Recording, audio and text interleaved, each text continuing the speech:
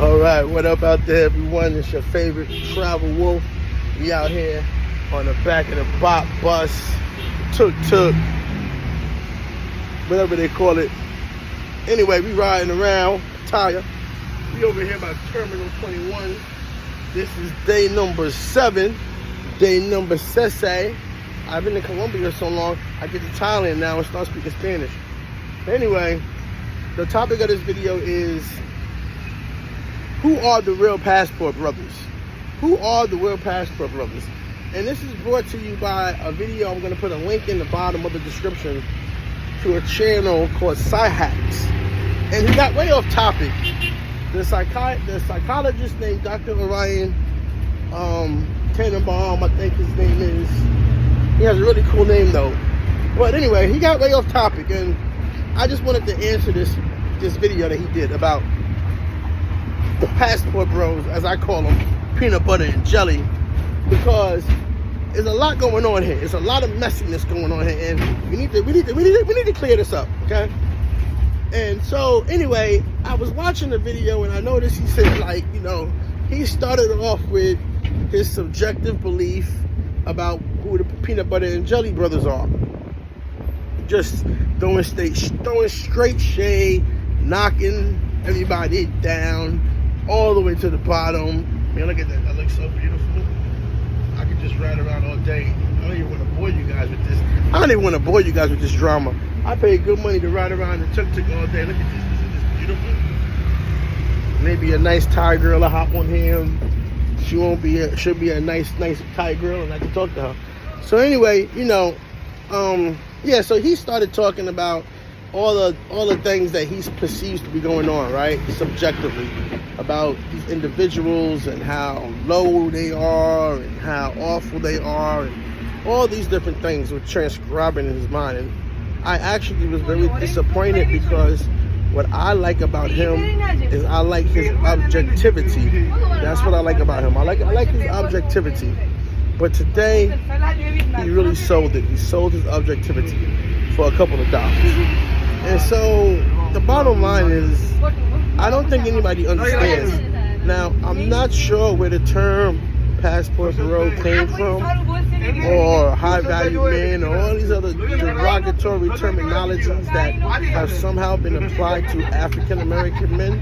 I have no idea where all of these jargons came from. But at some point, they went viral, and people have been using them as an inducement to build their channels behind and build their followings on social media behind using these terms, whether they're pro or con. So I'm going to hit you guys with a bit of red pill juice today. Man, the passport bros are all white and Indian dudes, okay? It has nothing to do with African American men. It's all white and Indian dudes doing all this traveling to other countries for girlfriends, okay? I'm seeing it right now as I'm in Thailand. I'm seeing it right now as I'm in Colombia. I'm seeing it right now as I've been in Brazil and Netherlands and Germany and Czech Republic. It's not anything that has to do with African American men. And the reason why they're not even real, the reason why this term that they're using is not even real, is because in America, the Caucasian man is the most sought after person to date on every dating app, okay? So, and we have the statistics to prove that. So how can these men not be getting laid in their own country, Western or European, is beyond me. So therefore, what was the intent?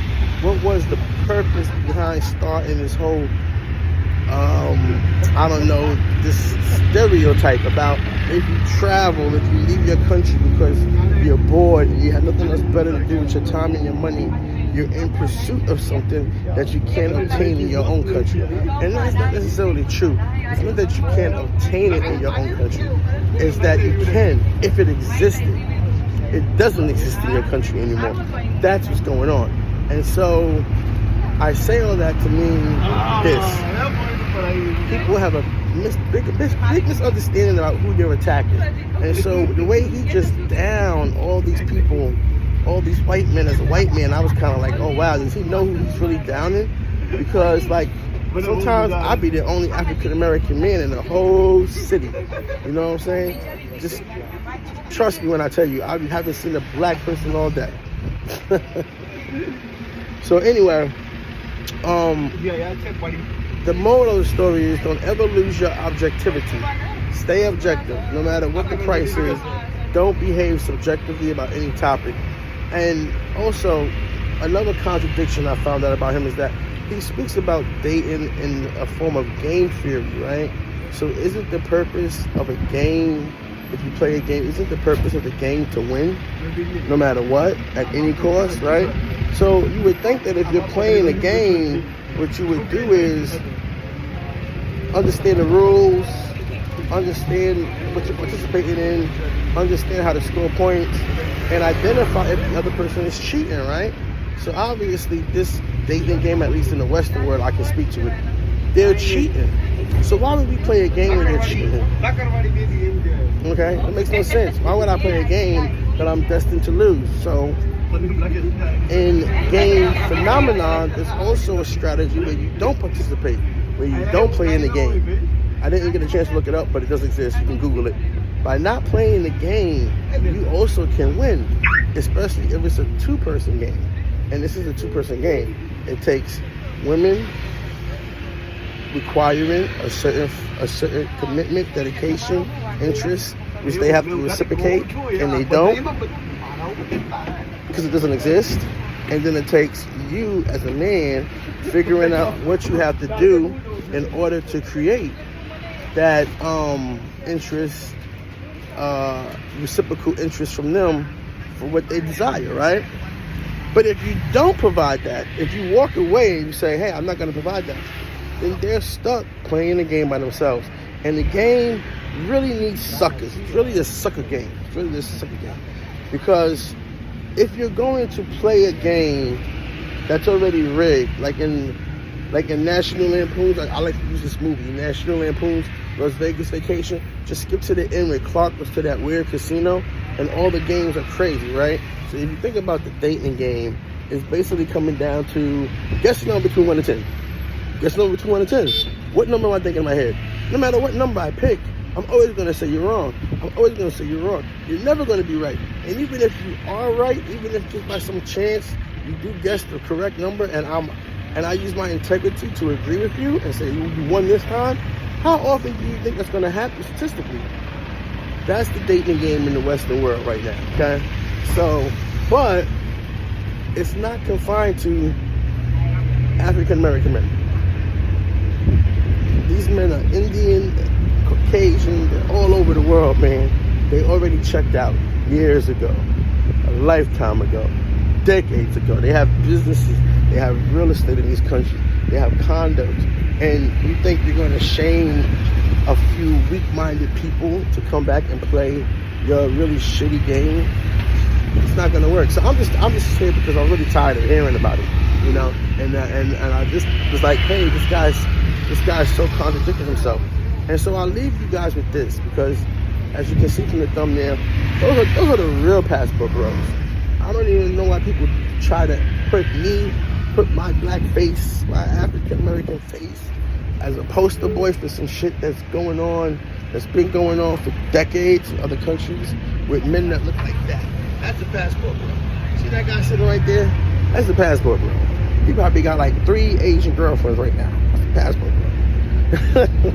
So the point that I'm making is that one of these other coaches, another white dude, he makes a good point. He says, in any negotiation, the best strategy is being able to walk away. So if we're going to even negotiate with women in the West about dating, our best strategy is to walk away. The best thing we can do is what we're doing. Catch a flight, travel to another country, and that's it. If we're even going to negotiate anything. But, you know, nobody's interested in that no more. So, and really, for African American men, we're just a side effect. We're just a side effect of all of this. Whatever's happening, I don't want to go into all of it. I have a whole conspiracy about why things are the way they are in Western dating and in some European countries. But for me, for my kind of men, the kind of men that come from me, African American men, we're just a side effect. We're just a byproduct of this, because they really laid it on us so heavy with the high value men. So how is so Caucasian men in America make the most of everybody, and part of being a high value man is your salary. So I'll just give you an example. Let's say they make like, say they make like $800,000 a year, right? Which they probably do. They do make $800,000 a year or more as a Caucasian man in America. Now, if that's not a qualifier of high value, but it is a qualifier of high value for African American men, how is that even attributable to what the term high value means? So what is a high value man really? If it's income, these white dudes got it. But they had to leave their country and go to another country where the women are more than welcome to walk on them arm in arm. I mean, some of these couplings I see are insanely gorgeous women with a typical smoke, regular, ordinary smoke. So that throws the attractiveness out the window, because if you go to Thailand, Brazil, Colombia, Netherlands, everywhere but America, attractiveness ain't even on the table. How a man looks ain't even on the table. It's all about the income and I guess generosity and other things that they attribute to good character. So that's not even on the table. So why is it in the Western world that only attractiveness is on the table? And again, like I said, I have all details and reasons behind that, but I'm not about to go into it now. But I can be honest with you and say this, to be super duper objective, like I have been throughout this whole thing. This shit is very lonely. Traveling as a solo man by yourself is very lonely. And one thing I do see a lot of, well, at least in Thailand, I see a lot of lonely men. Really, a lot of lonely men. And I think that's maybe almost as worse as failing in the Western dating society. I think that's almost as worse as failing in the Western dating society, is ending up somewhere in a foreign country where you don't speak the language, where everything is disconnected to you, and you're just alone. You're lonely. You can't really be vulnerable. You can't really make associations. More bot. He wants more bot. This is my buddy right here. He wants more bot. Yeah, Jatiem. Yeah, Jatiem. Jatiem. He wants more bot. I just like riding around. There's nothing else to do, so I figure, what the hell? It's a good way to sightsee. Because it's too hot to be walking around today. Kill some time, drive around. He just getting me. I know it ain't no $100 bot ride, but who cares, right? It's like $5. So anyway, yeah. So that's all I got for you guys for today. I hope you enjoyed the view. I gotta do another video just for you guys. Matter of fact, I'm gonna do another video just riding back from Jatiem back for you guys with not even talking, because it's so beautiful sometimes. I don't really think we should deal with all this drama. I just got these thoughts that just consigned to me from hearing this rhetoric about peanut butter and jelly guys over and over again, and it's so wrong, because as a psychologist, you should know about Maslow's hierarchy of needs, right? An individual's motivation. And so without certain things, you can never reach self-actualization, the best version of yourself. And of course, the major two things are love and reproduction, or love and belonging. Things we're not getting as men in the West. So if you have to go out and find it elsewhere, then, voila, right? Now you reach your motivation, and now you can recognize yourself as the best version of who you are. So, and last thing I'm going to leave you with is this, because he said a bunch of stuff. And if you think about it, right? America was founded by people freeing the same stuff that people are doing right now. Were they inept? Were they unintellectual? Were they unintellectual? Were they losers civically and socially? Were they unable to create revolution and govern their country? And revolution is not actually a violent word, if you check it out. But were they those individuals? Because they left, they checked out of their country, came to America in order to start a better life for themselves and get away from the oppression that they were dealing with, right? The unreasonableness that they were dealing with. So why is it wrong to not play the game now? This is all a game. It's all fake, first off. But most importantly, if you're going to win the game, the way I've always won, the way I won while I'm out here right now and doing nothing all day but riding around in the back of a tuk-tuk, living good, ATMs and Ubers, that's all I do every day. The reason why I'm going to do that is because I chose not to play the game. I walked away in the Western world. And then I went international. And when I went international, whoo, boy, everything just blew up for me then. But the point is that not playing the game is how you win the game, ultimately.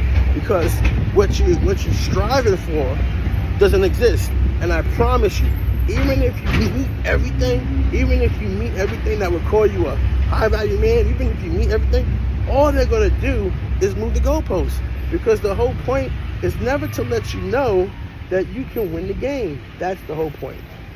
All right, guys, I'm going to post this, and I hope you enjoy this video. Talk to you later. Deuces.